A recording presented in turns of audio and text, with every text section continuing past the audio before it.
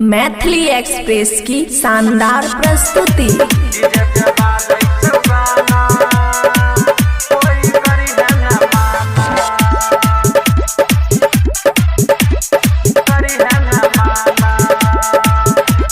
Music by DJ Guddu Raj.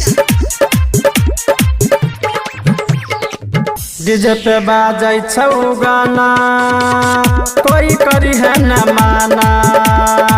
DJ पे बाजै छौ गाना कोई करी है न माना। नच नच के छौरी सब भेलै दीवाना।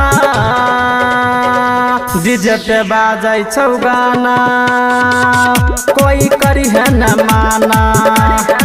डीजे पे बाजै छौ गाना कोई करी है न माना। कोई करी है न माना।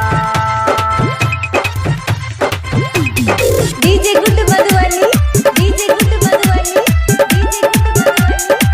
डीजे पे बाजै छौ गाना कोई करी है न माना।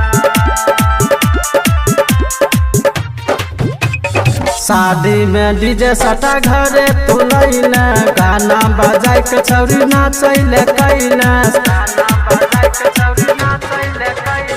शादी में डीजे सटा घरे तुलैले गाना बजाय के छौरी नाचैले अइले। नच नच के छौरी हिलैले कमर गई सबके देखाबै छै अपन बदन गई। तोरा देखै छौ बुढ़बो जवान का। डीजे पे बाजै छौ गाना कोई करी है न माना। डीजे पे बाजै छौ गाना कोई करी है न माना। कोई करी है न माना। DJ Guddu Madhubani, DJ Guddu Madhubani, DJ Guddu Madhubani. DJ पे बाजै छौ गाना कोई करी है न माना।